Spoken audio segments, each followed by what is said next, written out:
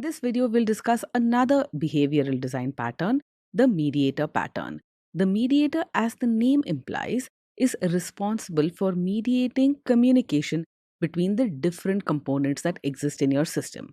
Now, any software system contains a large number of moving parts, and these moving parts, which form the components of our system, have to interact with each other, communicate with each other to get their job done. The mediator pattern is a design which sets up a unified interface through which different parts of a system may communicate in a streamlined, intelligent manner. The mediator pattern defines an object that acts as a control object which encapsulates how a set of components interact. The mediator promotes loose coupling between components by keeping components from referring to each other explicitly. All interaction between components are gated through this mediator. A mediator of some form is almost a requirement for any system which is made up of many different components where the components need to interact in order to move the process forward. We know that the components need to communicate and interact. The mediator is responsible for defining the workflow and how components interact. If we have too many direct relationships between components, this will make the system unwieldy to maintain. Now, you might say that it's always possible to have all of these different components call each other directly.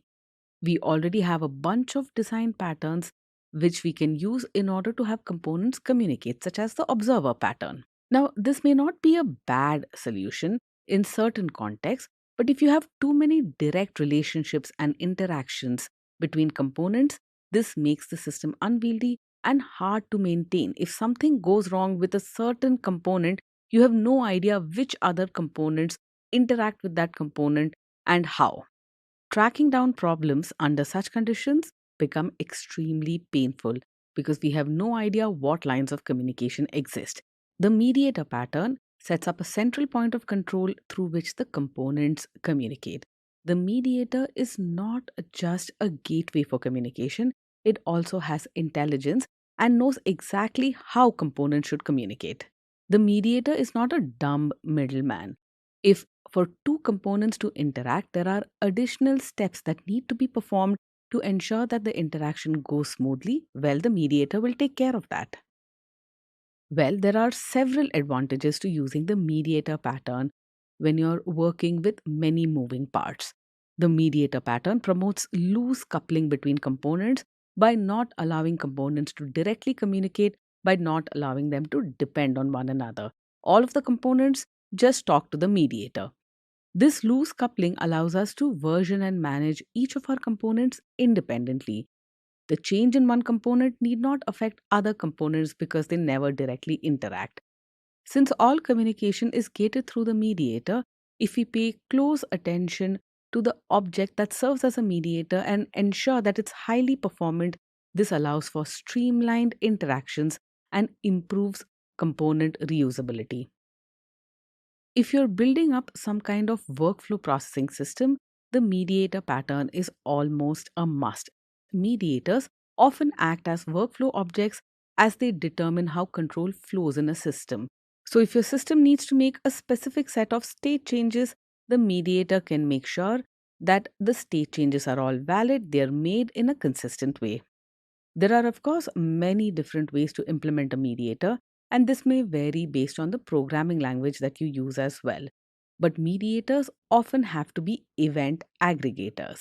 Because they deal with multiple events from multiple components, mediators need to understand many different event types, what those events mean in the context of the system, and how those events need to be handled. So, in this respect, they are actually far more intelligent than just ordinary event aggregators. Event aggregators are mostly dumb objects. They follow a fire and forget model. They don't know what the events represent. They only know events have to be passed on from this component to another. They don't have any additional intelligence. And this is where a mediator is different. The mediator uses events as a mean to achieve a specific objective. The mediator knows what that objective is, knows the steps involved and the process to be followed to achieve that objective, and it tries to move the system in the right direction. The mediator is intelligent, the mediator manages the workflow.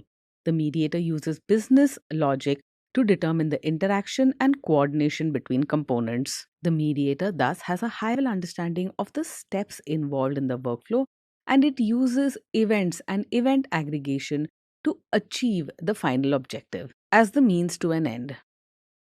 Now, here is one major advantage of having a mediator and a major disadvantage. The advantage is that the mediator reduces the number of communication channels that you have to deal with. Since all components interact with the mediator, you know exactly how communication flows. Many to many interactions are reduced to a single channel of communication. A glaring disadvantage when you use the mediator pattern is the fact that it offers a single point of failure. The mediator is a centralized object of control. So, if the mediator fails, your entire system fails. All communication via the mediator can be a performance bottleneck. So, if you haven't optimized your mediator for high performance, well, you're out of luck. Let's visually understand how components in your system might interact without a mediator.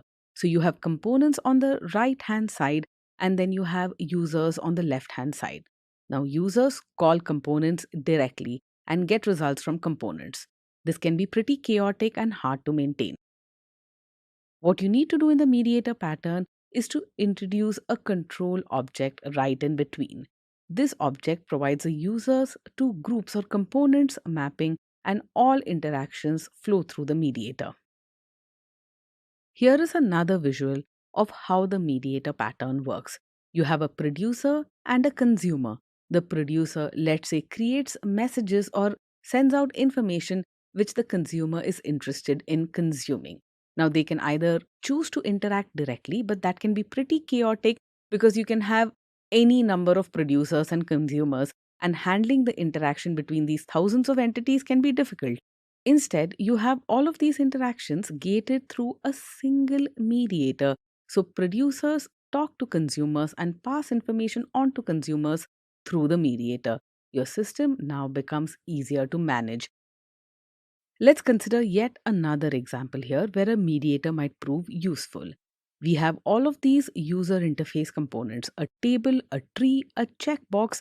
All of these are components which are displayed in your web page, and all of these inherit from a base widget component. Now, you might have a manager which takes care of managing all of these widgets, and this is the intermediary, the mediator. Now, you have users who want to interact with all of the individual components, but any events fired or any interaction is gated through this high level interface for the client, which is the intermediary or the mediator. The client only works with this mediator, which takes care of invoking the right component and performing the right action.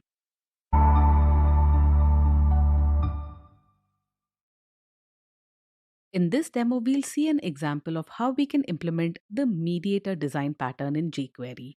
A mediator object is a higher level intelligent object which encapsulates and manages how other objects interact with one another. The mediator can be thought of as a central authority that knows how other objects ought to interact, and it ensures that interactions follow these well defined patterns. A workflow manager is an example of a mediator pattern, and we'll see a simple example of a bug workflow manager here in this demo.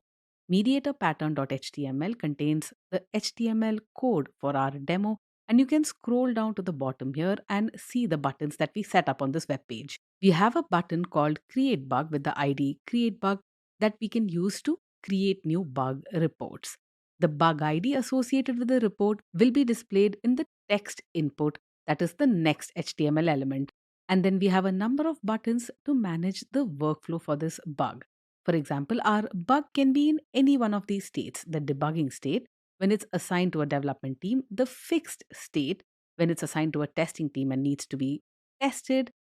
We can set the bug to the tested state when all the tests have been run.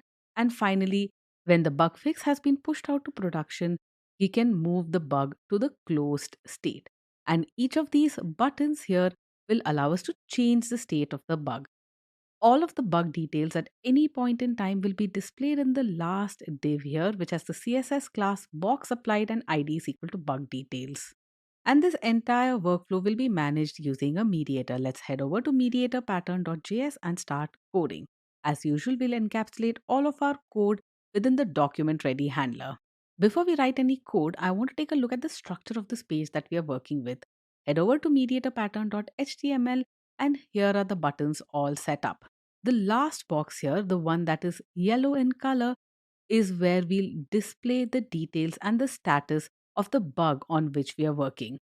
You can open up Chrome Developer Tools and take a look at the HTML structure that set this web page up. All of the buttons, and at the very bottom, a div which displays bug details. None of these buttons have been wired up yet. We'll get to that in just a bit. Let's head back to our code and set up a few constants. We have a constant which holds the different statuses that can be associated with a bug: open, assigned, fixed, tested, and closed. A bug that has just been created is assigned the open status, and then it can be assigned to a certain team. It can be marked as fixed, it can be marked as tested or closed. At any point in time, a bug is with a particular team, and members of that team are working on that bug. So, initially, the team to which the bug needs to be assigned may be unknown. The bug can lie with the development team, the test team, or the verification team. Now that we have the constants to track the status of a bug and the team to which a bug is assigned, let's now define a class to represent a bug itself. The constructor for this class bug takes in as an input argument the bug ID and the details associated with that bug. The bug ID is any unique ID to uniquely identify a bug, and the details can be any message which tells us what that bug is about. The constructor is called when the bug is first created, which means the initial status of the bug will be open and the bug will not have been assigned to any team yet, so team is unknown. This is all the information that we need to represent a bug in its very simplest form. I'm now going to set up a team manager module which is responsible for assigning bugs to different teams.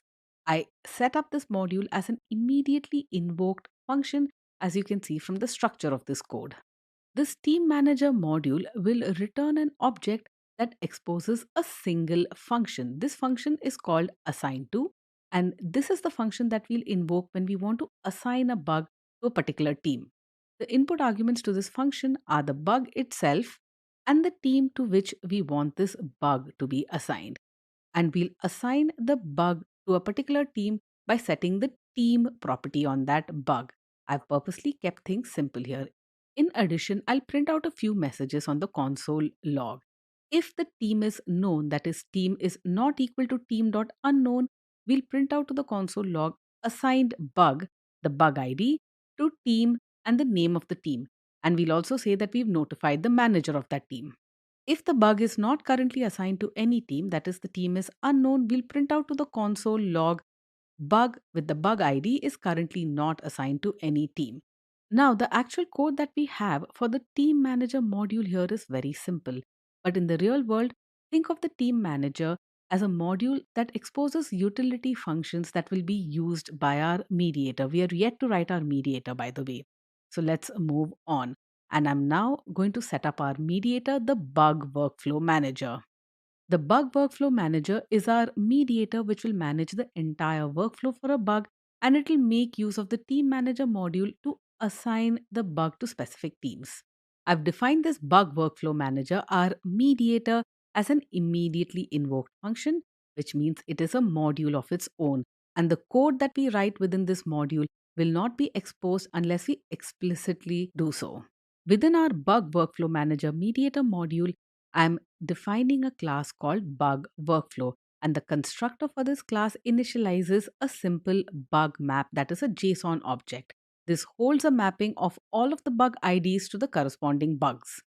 I'm going to set up a little helper function here called getRandomDetails that initializes a list of bug details, and we'll pick from one of these details at random to set up our bugs.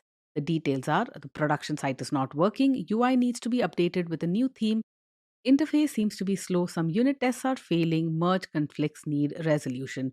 These are examples of bugs that could be opened up, and from this method, we return one of these detail messages at random. This bug workflow class exposes a method called getBug which takes as an input argument the bug ID. Within this method, we check to see whether a bug with this ID has already been created. If no bug exists, we'll throw an error which says bug does not exist and specify the ID as well. If a bug does exist, we'll return the corresponding bug by looking up the bug map. This bug workflow, our mediator, also exposes a function to create a new bug. This is the create bug function. Within this function, we'll first generate a random ID for our bug. The random ID will have bug dash as the prefix. The next step is to instantiate a new bug by passing in this random ID and passing in some random details. And we can get the random details for the bug using this.getRandomDetails. Once we've instantiated a bug, add it to the bug map by specifying the bug ID as the key for this bug. Next, the bug workflow manager uses the team manager module to assign this bug to a certain team. Initially, the team is unknown, and that's what this bug is assigned to. This completes the creation of the bug, and once the bug has been created, our bug workflow manager will trigger a bug updated event on the document object and pass in the bug ID that was just updated.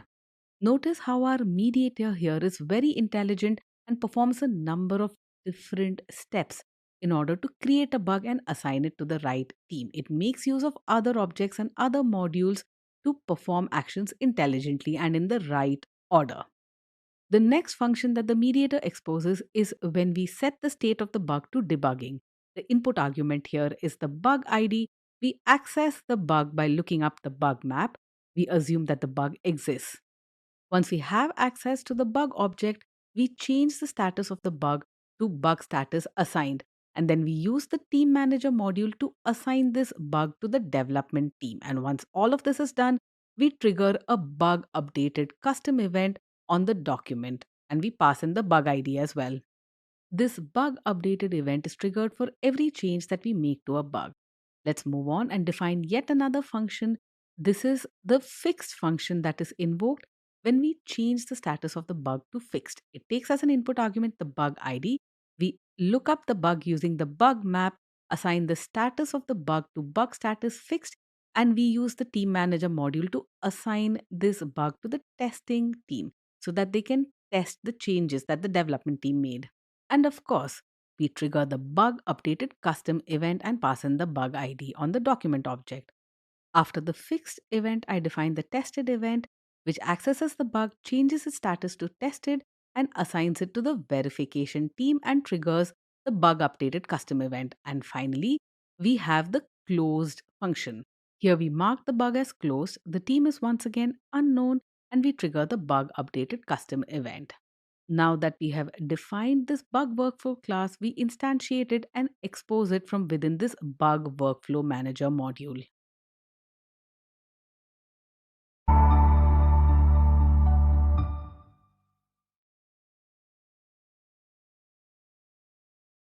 So far, we've set up our mediator completely, but we haven't really wired up any of the button event handlers. So you can click on the different buttons on our web page, but nothing will really happen. And this is what we'll fix in just a bit.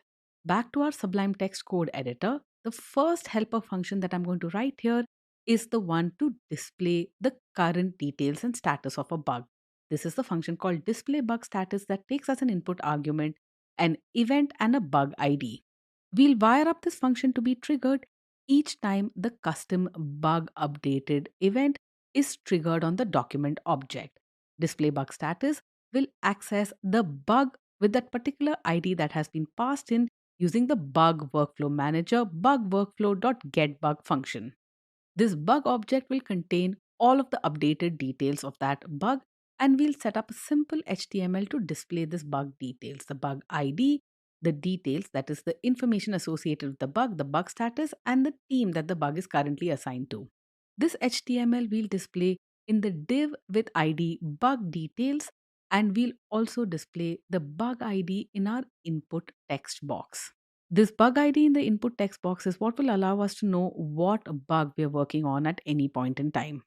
Now that we have a helper method to display the status of the bug, each time the bug is updated, we need to wire it up to the bug updated custom event. So I select the document using $document, then invoke the on method to register this display bug status function as a listener for the bug updated custom event. With this setup, we can now start wiring up the event handlers for the different buttons. All of these are click handlers. The first one we set up on the create bug button. When the create bug button is clicked, we invoke the bug workflow manager and create a new bug. And we'll console.log the bug workflow object so that we can look at our mediator. Let's switch over to our web page, hit refresh, and take a look at how create bug works. We'll see the event handler in action. We'll click on create bug, and a new bug with a randomly generated ID will be created. The bug ID that has been randomly assigned is 48. Also, note that in the yellow box at the bottom, we get all of the details of the bug displayed. Bug ID is 48. The random message that was assigned to the bug details was merge conflicts need resolution. When we create a bug, its status is automatically assigned to open and the team is set to unknown.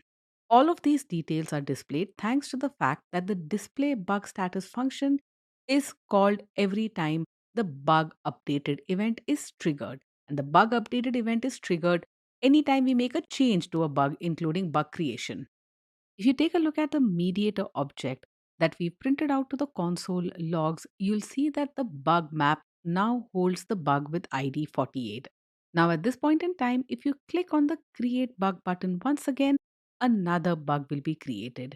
This bug has ID bug 91. The yellow box at the bottom will give you complete details for this particular bug.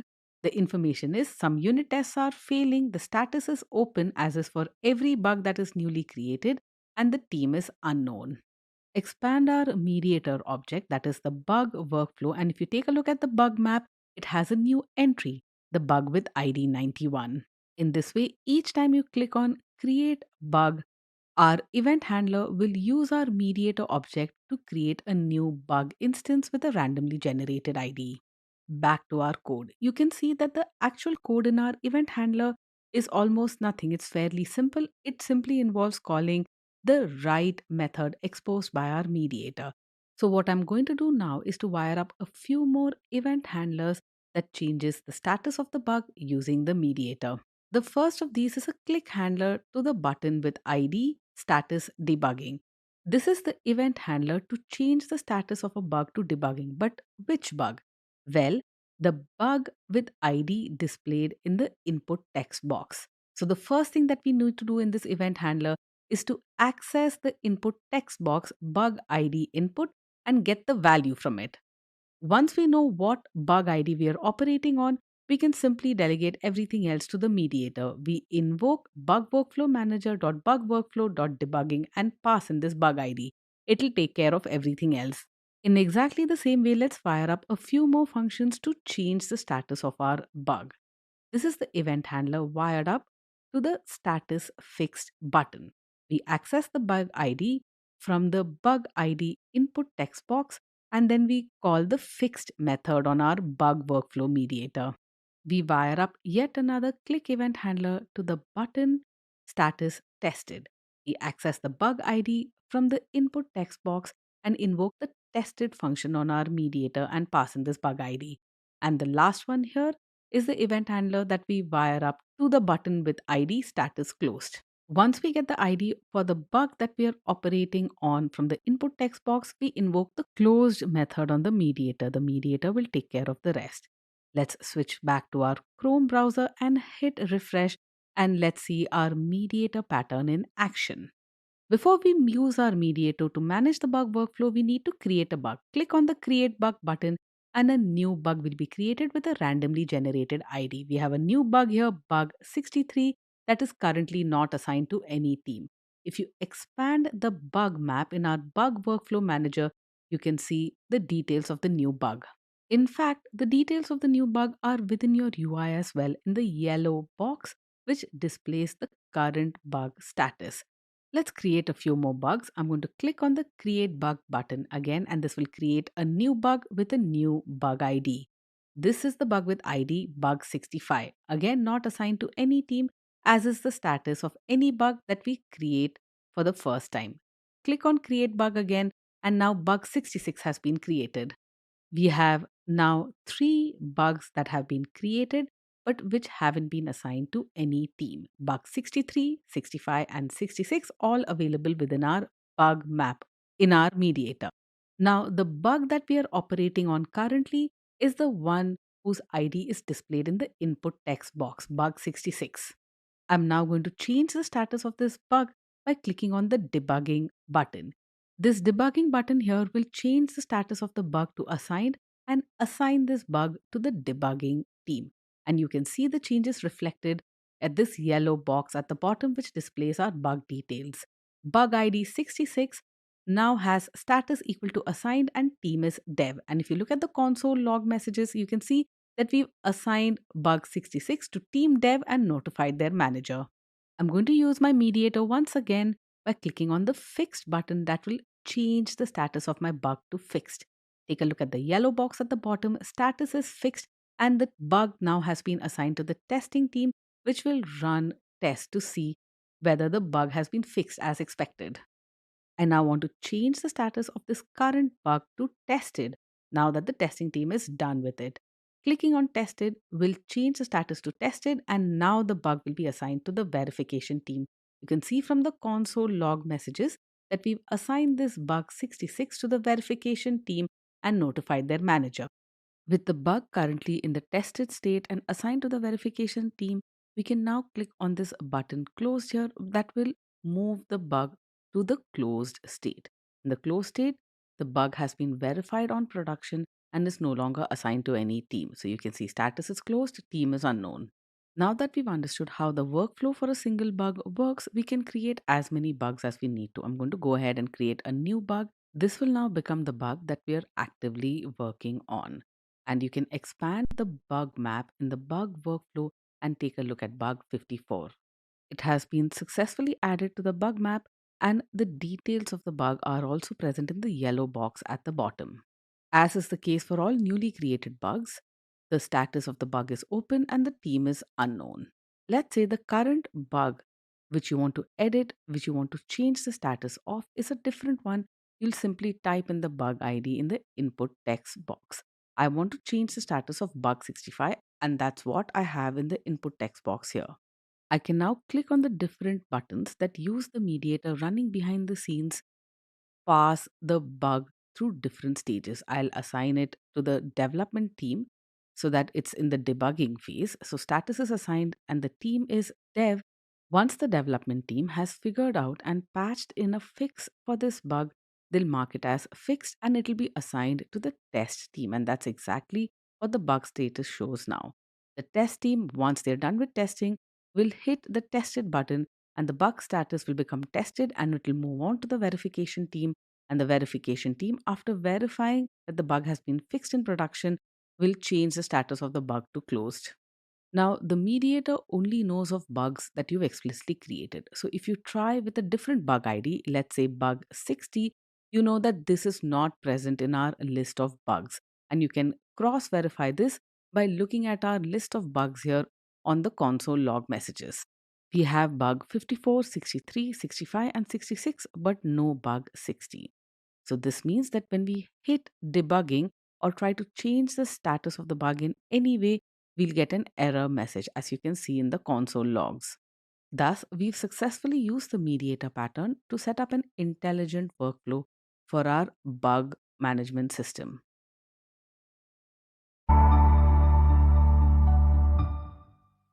Any complex system in the real world contains many moving parts, offers many services. These moving parts are often referred to as the components of your system. It's good practice to have your components be independent and reusable, and that generally means that smart components hold state, and that is where the state pattern comes in. Components that hold internal state depend on that state, and the state pattern allows an object to alter its behavior, its display, or the way it reacts to events when its state changes. The state and the component are closely tied together. The state determines the behavior of the component, and the state pattern allows the implementation of this seamlessly. Now, in the real world, you might often have to model your software system as a state machine. The software system transitions from one state to another, and your system's behavior is a function of its current state. And the behavior changes as its state changes, and the object or the component knows how to handle state transitions. It knows what state transitions are valid. The system should be capable of moving from one state to another, and the behavior of your component or system changes at runtime as its state changes. These state transitions and behavior changes due to state transitions are completely dynamic, performed at runtime. The state associated with any component is the context in which that component operates. Let's imagine this visually. You have a client which interacts with a system or a component, and this component holds internal state which serves as the context in which that component executes. So, at any point in time, there is a current context that is associated with this component, and this component knows how to handle context or state transitions. It's possible to move from one context to another using some kind of go to the next context mechanism. The current context associated with the system is typically called the internal state of the system and is embedded within the component itself, within the system itself. Now, there might be many different states that are valid for this particular system. Let's assume that there are three valid states here: state 1, state 2, and state 3.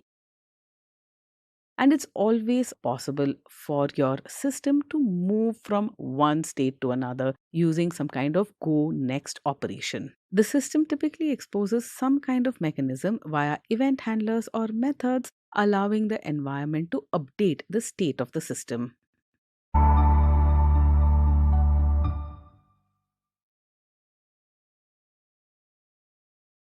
In this demo, we'll see an example of the state design pattern in action in JavaScript. And the best example of the state design pattern is in the React library. We worked with React earlier in this learning path, and we know that React offers us component driven developments. We develop our UI widgets or the user interface in terms of simple components which come together to make more complex components. Components are reusable bits of code, and components in React actually maintain their own state and manage that state. And this is why working with stateful components in React is a great example of the state pattern. In the state design pattern, you model an object so that it changes its behavior as its internal state changes. Stateful components in React behave exactly like this. They hold internal state. This internal state can be changed due to server events or user events. These events cause us to update the internal state of the component, which in then changes how the component is displayed and changes the behavior of the component. So here in our state pattern.html file, we reference the react.development.js file as well as react dom.development.js in order to work with React components and render them to the DOM. We also reference babel.js because this is what allows us to embed JSX, that is XML-like code representing HTML elements within our JavaScript. Babel is a compiler that transforms JSX to pure JavaScript that the browser can understand. The rest of the code here in this HTML page is really something that is straightforward and easy to understand. There are a bunch of CSS classes and a simple div structure into which we'll render our React components. All of the interesting stuff will be in statepattern.js, and that's where we'll head now to start coding. The first component that I set up here is going to be a simple display component that will display the current status of a bug. Class display extends the base React.component class. Here is a basic design principle that React developers follow when they build up their user interface using React components. Now, when using React, you have simpler granular components which come together to form more complex higher level components.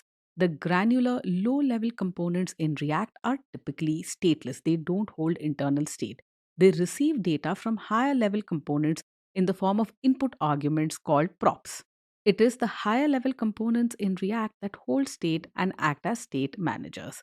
This display component that we're about to write code for is a granular low level component that simply displays a few details to our web page. This will not have internal state, it'll receive data using props. The only required function within a React component is the render function, which is where you specify what should be displayed to the screen when this component is part of the DOM. Before we actually define what HTML elements are going to be part of the render for this display component, I'm going to figure out a few style related properties for our display details, and I get this information from the input arguments passed into this display component.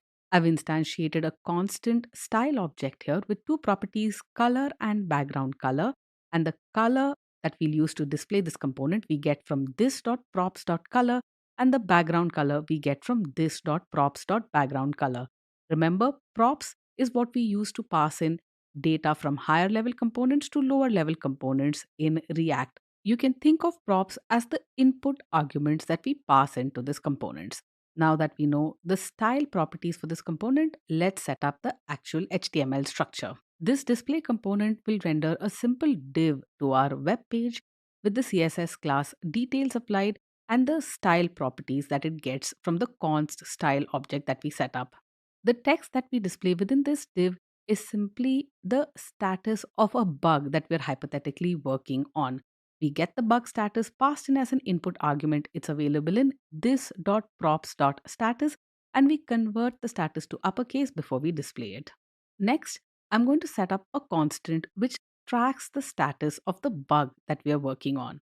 The bug status can be unassigned, assigned, debugging, fixed, and tested. I'll also set up a constant to track the priority of the bug that we're working on. The bug priority can be none because we don't know how important it is, low, medium, or high.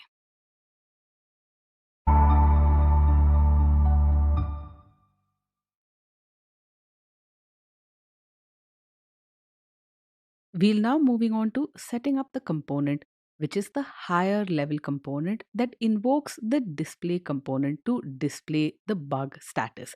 This higher level component is the state manager, which extends the base React.component class. This higher level component can be thought of as managing the internal state of any bug. For simplicity's sake, we're considering just a single bug here, but it can be extended to multiple bugs if you choose to do so. Internal state in a React component is held in a variable called state. This state is an object and you can specify multiple keys and values to define your internal state. Here, the internal state includes the current status of the bug.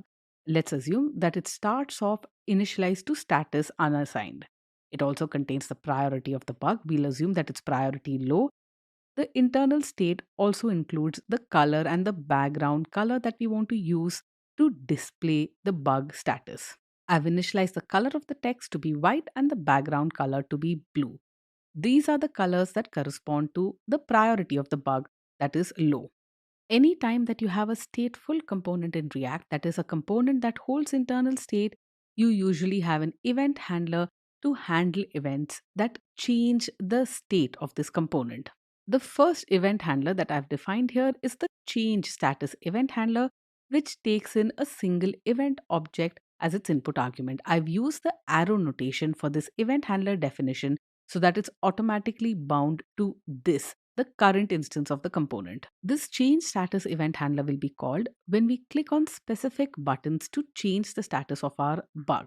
Now, what the new status is will be available in the name property of the button, e.target.name. We'll see this when we set up the individual buttons in our render function. Once we know what the new status of the bug is going to be, we need to update the internal state of the state manager component that manages our bug details.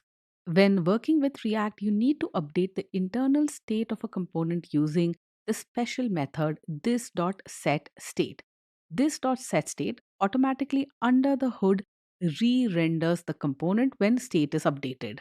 That is, this.setState automatically implements the state design pattern for us by changing the behavior and display of the component based on the current state. This.setState can take as an input argument a function which also gives you access to the previous state of the component in case it's needed. So let's write the code for how we want to change the state of our component. In the real world, when you're designing your state machine, it's quite possible that you'll have certain constraints on what state changes are valid and what state changes can be made. And I'll set up a few constraints here in our component as well. The first constraint here is that a bug cannot be changed to status fixed unless it's already in the status debugging. That is, only a bug that has been debugged can be marked as fixed. If the new status of the bug is set to be fixed, but the previous state was not debugging, we'll print out to the console log cannot change status to fixed unless current status is debugging. And we'll return an empty object indicating that no state changes are to be made. Another constraint that we'll impose on our state machine is that the bug status cannot be changed to tested unless the previous state of the bug was status fixed. This makes sense because unless a bug is fixed, it cannot be tested. So if new status is tested and the previous status was not equal to fixed, then we'll print out to the console log cannot change status to tested unless the current status is fixed, and we'll return an empty object indicating no state updates. We'll add in one last constraint on our state machine here is that a bug cannot be moved to the closed status directly from the fixed status. So any fixed bug has to be tested and verified before it can be closed. If the new status for this bug is closed and the previous status was fixed, we won't allow this. We'll say cannot change status to closed when the current status is fixed. We'll also return an empty object to indicate that no state updates are to be made. In all other cases, provided these constraints are not violated, we'll update the current status of the bug to be the new status. And this we do by returning the status property to be equal to new status in the object that we return from here. This will update the internal state of our state manager component so that only the status property has the new value. The remaining properties in the state will remain unchanged. Another event handler that we set up here is one that handles the change in priority of a bug. Once again, I specify this change priority event handler using the arrow notation. It takes a single input argument e, the event object, and we get the new priority of the bug from e.target.name. The buttons that we'll use on our web page to change the priority of the bug will have a name attribute indicating what the new priority should be, and that's what we access here. Once again, I use this dot set state to update the state of the state manager component. This dot set state in React automatically re-renders this component to display the updated status, the changed behavior of the component. When the priority of a bug is changed, we'll represent the status of the bug using a different color and a different background. Use the prev state input argument to get the current color and the current background color for our bug display. We'll update the color and the background color in which the bug status is displayed based on the new priority that we assign to the bug. If the new priority is none, we'll set the color of the text to be white and the background color to green. If the new priority is low, we'll set the color to white, background color to blue. If the new priority is medium, we'll set the color to black and the background color to orange. If the new priority is high, we'll set the color to white and the background color to red. And once we have the right assignments for the color of the text of the display and the background color, we'll update the internal state by returning an object that contains new values for the priority property, color, and the background color. We can now move on to the render function of the state manager that will set up the buttons that we'll use to make the status changes and the priority changes for the bug that we are working on. In addition to the buttons for status and priority changes, the state manager is also responsible for displaying the bug status using the display component that we had set up earlier. The state manager component knows the current color, background color, and the status of the bug, and it passes this information in as a part of the props for this display component. Whenever the internal state of the state manager component changes, this component is re-rendered, which means this display component is re-rendered as well. Now that we've displayed the current status of the bug, we'll also set up the buttons that we'll use to change the status of the bug. Here is a button which has the CSS class button applied, the name attribute set to unassigned, and the on click handler points to this.change status. This is the button that will change the current status of the bug to the unassigned status. You can know what status this button will assign using the name attribute. If you remember, within our change status event handler, the first thing we get is the new status by accessing e.target.name. The name attribute will give us the status for all of our buttons here. We'll have a separate button for every status change that we can make to a bug. Here is a button that changes the status of a bug to the assigned state. The name attribute is set to assigned and the on-click handler to this.change status. Here is another button that changes the status of a bug to the debugging state. Name is equal to debugging. Similarly, we have separate buttons to change the status of the bug to the fixed status and also to the tested status. And one last button here for status changes, which changes the status of a button to the closed status. Name is equal to closed. Now we'll also set up similar buttons to manage the priority of the bug. Name is equal to none here. That is the priority that this button sets. Name is equal to low, which changes the priority of the bug to low. Name is equal to medium, changes the priority of the bug to medium. And name is equal to high, changes the priority of this bug to high. And this completes the coding for our state machine, the state manager component. All that's left to do here is to call react dom.render and render the state manager out to the DOM.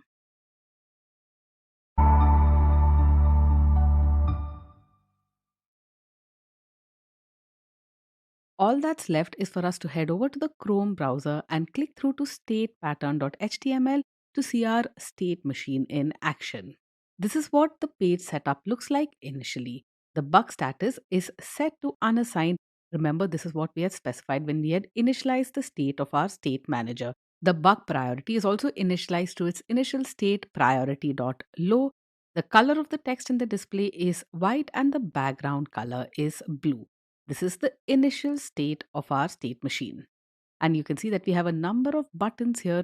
The first 6 buttons allow us to change the status of the bug. The last 4 buttons in the last row allow us to change the priority of the bug.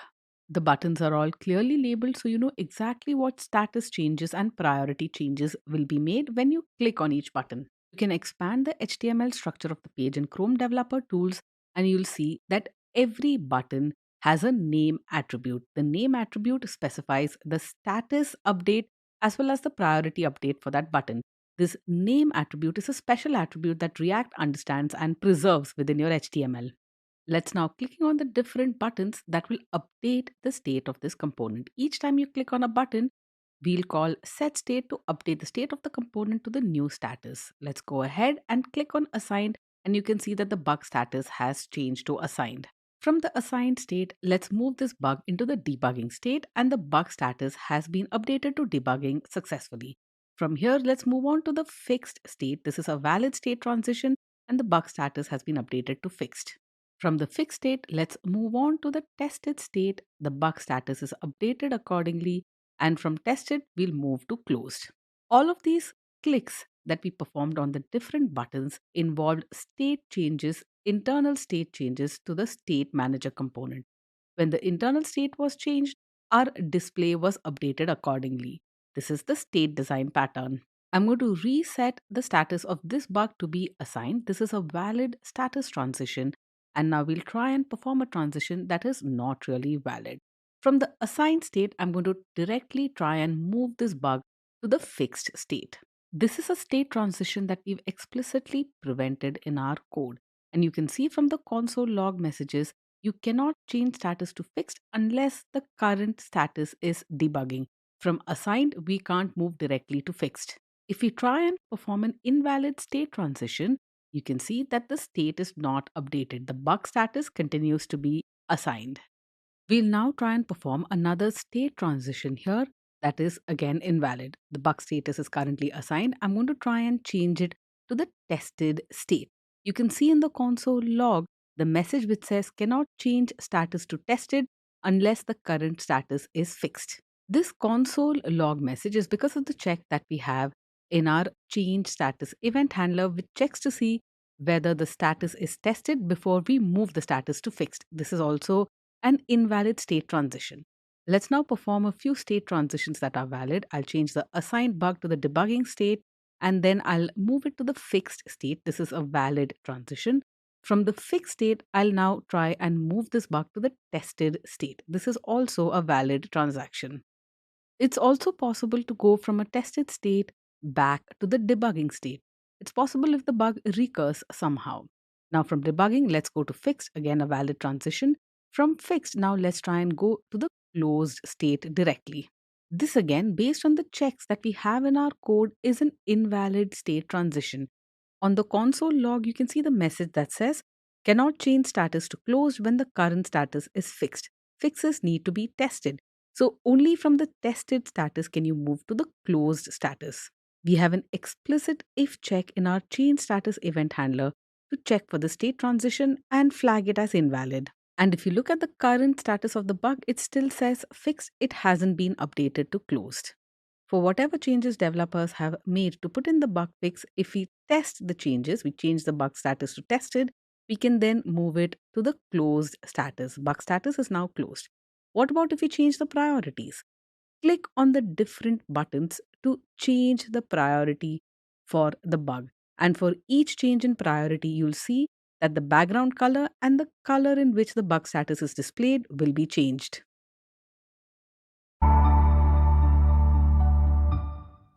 In this video, we'll discuss the command pattern. This is a behavioral design pattern, and this is a very important design pattern because this is what is often used in order to implement undo and redo functionality in several applications.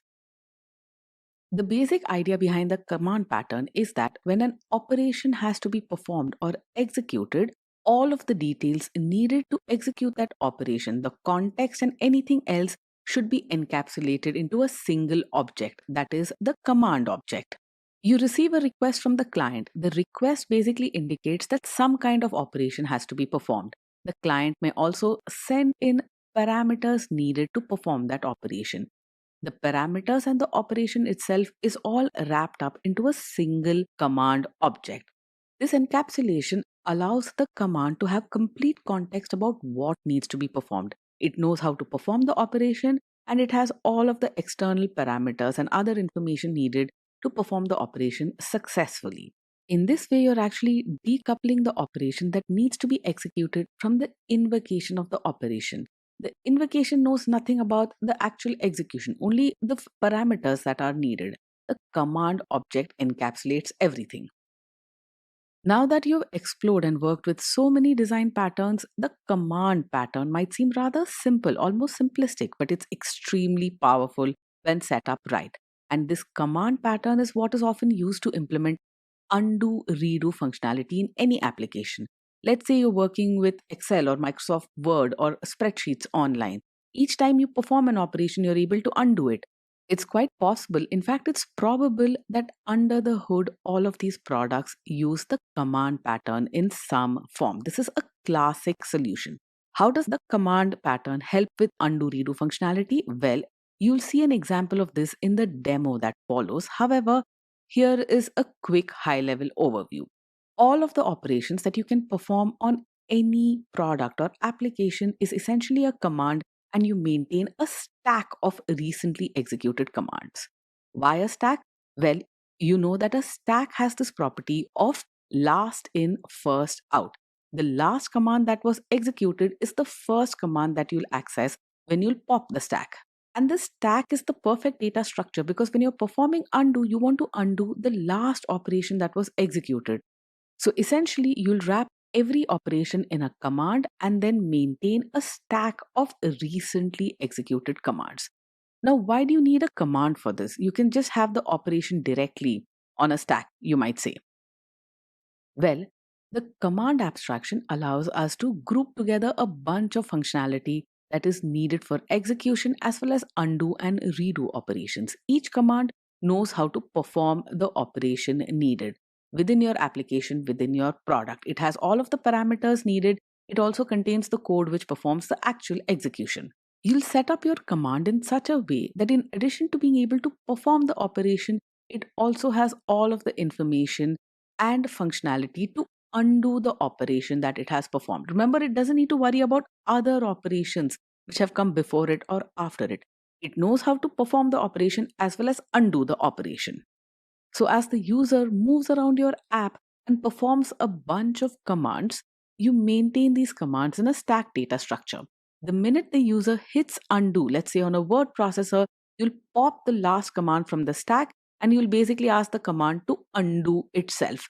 The command encapsulation is what enables this. The command pattern is an integral part of the undo mechanism here, as is the use of a stack.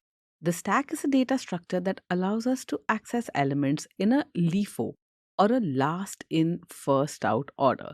So, the last operation that we executed using a command object is the first command that we'll access when we pop from a stack. Let's see an example of this command pattern in the real world. You have a number of different components and they need to interact and perform operations with each other. You have a customer, a waiter, the order, and the cook. This is a restaurant.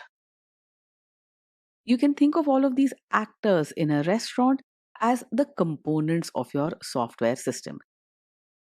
The customer component places commands which are orders. So the customer knows how to place an order, the customer also knows how to undo an order. The waiter will then go ahead and transmit this order to the kitchen crew. In order to execute this place order command, the waiter needs to provide additional context or information, that is, what exactly the order is made up of. The order is made up of a burger and a shake, maybe. The waiter knows how to place this order. The waiter also knows how to undo this order. He knows or she knows how to tell the kitchen to cancel a particular order. And once the cook or the kitchen crew receives this order, they know how to cook it or prepare it. They also know how to undo it. That might involve trashing the prepared order or maybe holding the order for another customer next in line who needs the same thing. Let's look at another block diagram which will tell us how the command pattern works when we use it in the real world. The invoker represented here is the software component which kickstarts command execution. The invoker has access to many commands, and whenever the invoker wants to perform an operation, the invoker will pick the right command from all available commands and invoke the execute method on that command. This execute method will then run the command on the receiver. Whatever changes and transformations are to be performed will be done on the receiver, and all of the changes made to the receiver will be available to clients.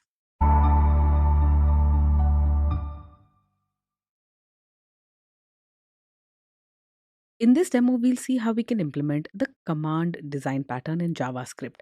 When you receive a request from a client or a user, the command pattern encapsulates these requests as objects, and these command objects know how to execute the operation that needs to be performed.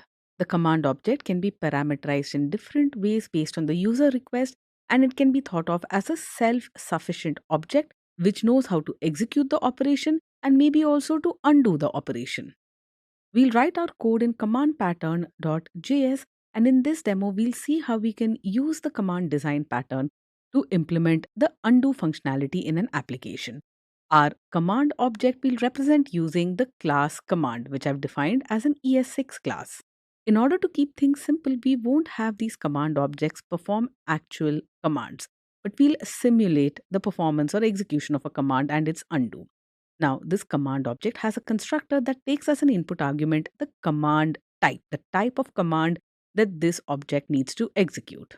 We assume that every command object that we instantiate contains all of the information that the command needs to execute that command. Every command object exposes a method called execute, which will perform the operation defined by this object. We'll simply print out to the console log executing and specify the command type. Every command object also exposes a method undo. A command object can encapsulate within it all of the information that is needed to undo this current command.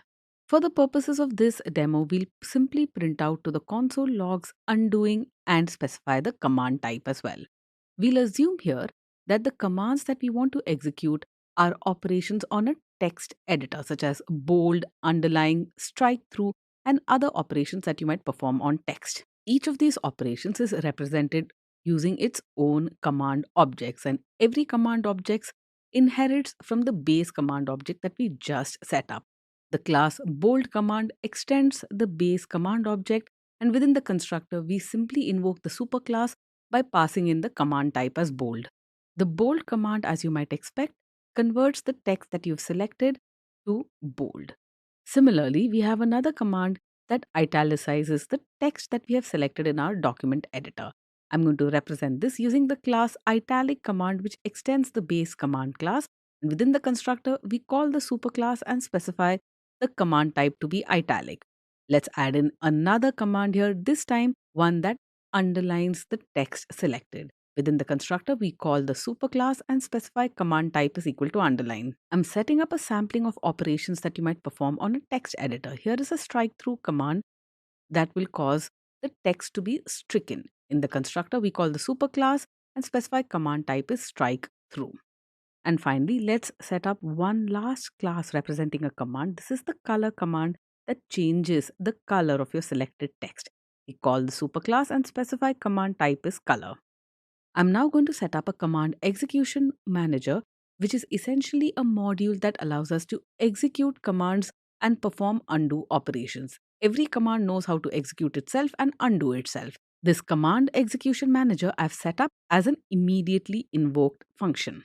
This command execution manager module internally holds within it a stack of commands that have been executed at any point in time. This is in the variable command stack, which is initially assigned to an empty list. The command stack is a private variable and only accessible within the command execution manager module. We'll have this module expose a function allowing us to execute a command that we've passed in the form of a command object. All this function needs to do is to call command.execute because a command knows how to execute itself. In addition, we'll also push this command object onto the command stack. Our command execution manager will expose yet another function, this time to undo the last command that was executed. The function undo command does not take in any input argument, but it will look into the command stack, find the last executed command, that is the one that was last added to the stack, pop it from the stack, and then execute it. Within this function, we'll first check to see whether command stack.length is equal to 0. If yes, it means that there are no more commands in our stack to undo and we simply return. If no, we then access the last command in this JavaScript list, the command at command stack.length minus 1. Once we've accessed the command that has been last pushed onto the stack, we can go ahead and remove this command from our list using command stack.splice. So we'll splice out the last command in this list.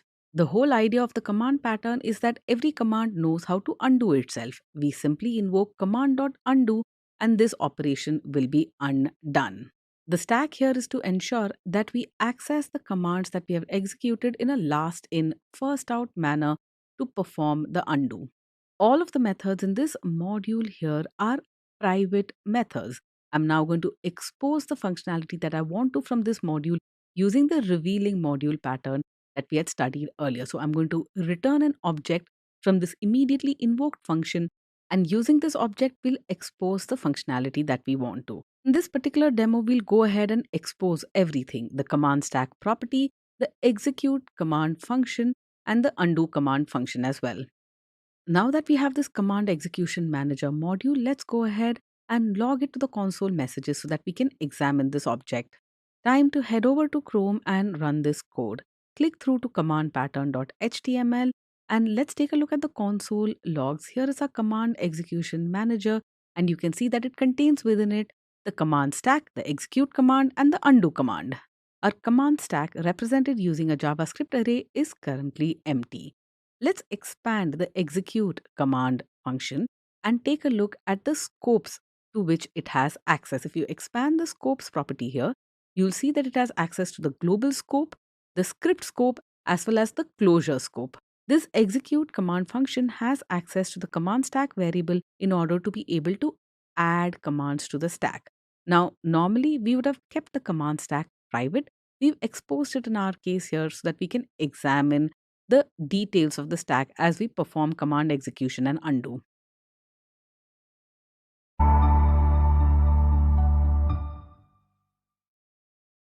We have everything for our command design pattern set up to implement undo functionality in our application. Let's head back to our code and see our command pattern in action. The first three commands that we'll execute in our application are the bold command, underline command, and the italic command. Each time we execute a command, we instantiate a new object of that command type. Now let's switch over to the command pattern.html file and take a look at the execution of these three commands. Here in the console log, you can see that we first executed bold, then underline, and then italic. Keep the order in mind because this order will become important when we talk about undo. Let's print out to the console log the current state of the command execution manager object. Hit refresh once again and let's examine the command execution manager. You can see that the command stack now has three elements within it. The order of the commands as it appears in this command stack array is the order in which the commands were executed. The bold command first, then underline, and then italic. Now, let's say I were to head back to code and execute the undo action exactly once. I call command execution manager dot undo command, which is a command that will be undone. Well, the last command that was performed. Let's hit refresh here and see whether that occurs. That's right. We undo the italic command that was the last command that we performed in our series of commands, and the last command is what was undone.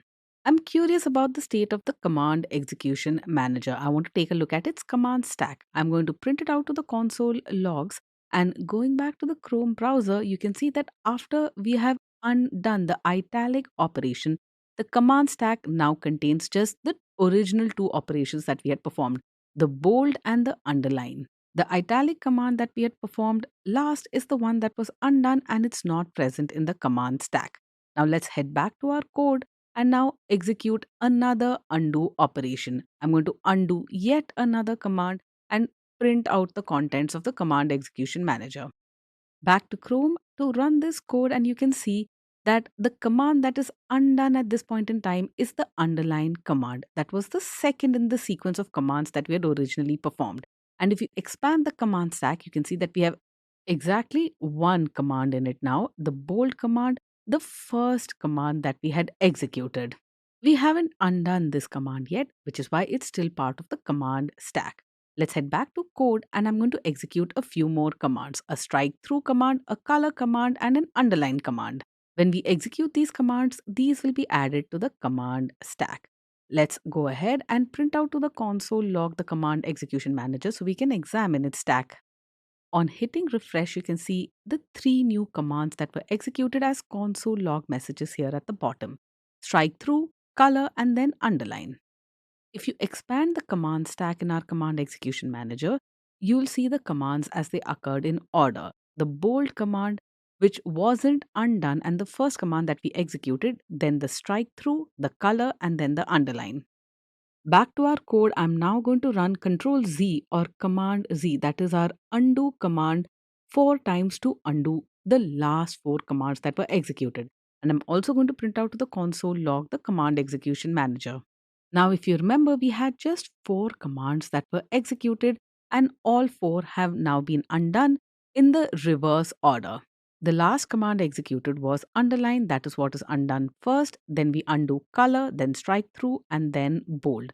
And now, if you expand the command stack, you'll find that it's completely empty. We've undone all commands that we originally executed. There's nothing left to undo. No commands have been executed. Now, if you try and invoke the undo command function once again, you'll find a message here at the very bottom that says no more commands to undo.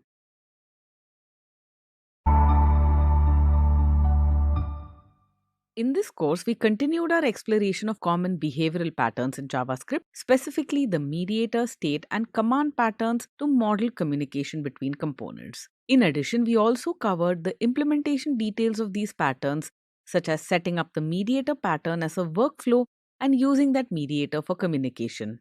We understood the rationale for the state pattern and then set up helper methods to implement it in React and used it to model state transitions. Finally, we also learnt about the command pattern and saw how to implement undo functionality using the command pattern. At this point, you possess the knowledge needed to correctly identify situations that call for the use of the mediator, state, and command patterns to model communication between components in your JavaScript applications. This course concludes our exploration of design patterns in JavaScript, and you are now set up to identify the right design pattern for your use case as well as to implement that design pattern in a conceptually correct and efficient manner.